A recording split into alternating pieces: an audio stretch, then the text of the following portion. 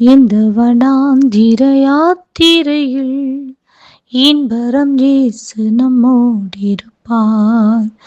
இந்த வனாந்திர யாத்திரையில் இன்பரம் இயேசு நம்மோடிருப்பார். போகையிலும் நம் வருகையிலும் புகலிடமானதால் ஸ்தோத்தரிப்போமே. அற்புதமே அவர் நடத்துதலே, ஆனந்தமே பரமானந்தமே, நன்றியால் உள்ளமே மிக பொங்கிடுதே. நாம் அல்லேலூயா துதி சாற்றிடுவோம். நன்றியால் உள்ளமே மிக பொங்கிடுதே. நாம் அல்லேலூயா துதி சாற்றிடுவோம். துதித்து பாடிட பாத்திரமே துங்கவன் இயேசுவின் நாமமதே. துதித்து பாடிட பாத்திரமே துங்கவன் இயேசுவின் நாமமதே. துதிகளின் மத்தியில் வாசம் செய்யும் தூயனை நீயமாய் ஸ்தோத்தரிப்போமே. அற்புதமே அவர் நடத்துதலே, ஆனந்தமே பரமானந்தமே, நன்றியால் உள்ளமே மிக பொங்கிடுதே. நாம் அல்லேலூயா துதி சாற்றிடுவோம். நன்றியால் உள்ளமே மிக பொங்கிடுதே. நாம் அல்லேலூயா துதி சாற்றிடுவோம். Praise the Lord. கர்த்தருடைய பரிசுத்த நாமத்திற்கு ஸ்தோத்திரம்.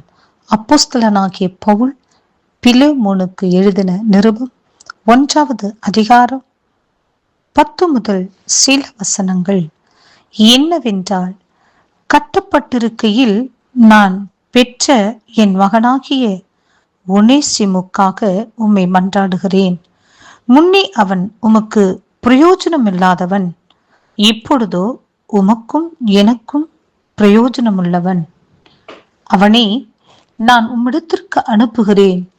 என் உள்ளம் போலிருக்கிற அவனை நீர் ஏற்றுக்கொள்ளும். சுவிசேஷத்தின் நிமித்தம் கட்டப்பட்டிருக்கிற எனக்கு ஊழியம் செய்யும்படி உமக்கு பதிலாக அவனை என்னிடத்தில் வைத்துக் கொள்ள வேண்டும் என்றிருந்தேன். ஆம் பிரியமானவர்களே, இந்த ஒனேசிமு முன்னே எவருக்கும் பிரயோஜனமில்லாதவராய் தன்னுடைய குடும்பத்திற்கும் பெற்றோருக்கும் மற்றவர்களுக்கும் சபைக்கும் ஊழியக்காரர்களுக்கும் ஊழியத்திற்கும் பிரயோஜனமில்லாதவராய் இருந்த ஒனேசிமு தேவனுடைய ஆவியினாலே கட்டப்பட்ட பிறகு அவர் அப்போஸ்தலனாகிய பவுலுக்கு பிரயோஜனமுள்ளவராய் மாறினார். பிரியமானவர்களே, 18வது வசனத்தில் வாசிக்கின்றோம், அவன் உமக்கு யாதொரு அநியாயம் செய்ததும் உம்மிடத்தில் கடன்பட்டதும் உண்டானால் அதை என் கணக்கிலே வைத்துக் கொள்ளும் என்று அப்போஸ்தலனாகிய பவுல் பிலேமோனுக்கு எழுதுகின்றார். அப்படி என்று சொன்னால், அவர் அநியாயம் செய்தவராய் அநேகரிடம் கடன்பட்டவராய் அவர் வாழ்ந்திருக்கின்றார். இப்படிப்பட்ட ஒரு மனுஷனை தான் அப்போஸ்தலனாகிய பவுல் என் உள்ளம் போலிருக்கிற அவனை இது ஏற்றுக்கொள்ளும்,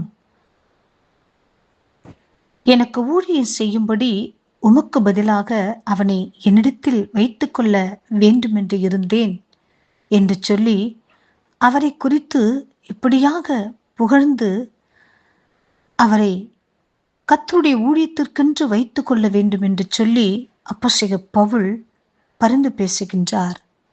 பிரியமானவர்களே, இந்த நாட்களில் உங்களுடைய வாழ்க்கையிலும் நீங்கள் இவ்வளவு நாட்கள் அநேகருக்கு, மற்றவர்களுக்கு, சபைக்கு, ஊழியத்திற்கு, எல்லாவற்றுக்கு மேலாக தேவனுக்கும் பிரயோஜனமற்ற ஒரு நபராக இருந்திருக்கலாம்.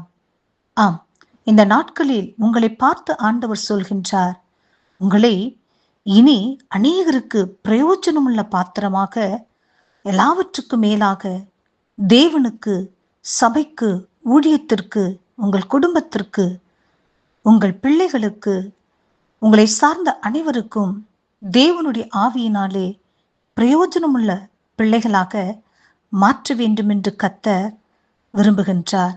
மாற்றுவேன் என்று வாக்கு கொடுக்கின்றார். கர்த்தருடைய வார்த்தை விசுவாசியுங்கள். தேவனுடைய ஆவியினாலே தேவனுக்கு பிரயோஜனமுள்ள பாத்திரமாக உங்களை அர்ப்பணியுங்கள். பரலோக ராஜ்யத்திற்கு பங்காளிகளாக மாறுங்கள். கர்த்தர் இந்த வார்த்தையை ஆசீர்வதிப்பாராக. ஆமேன்.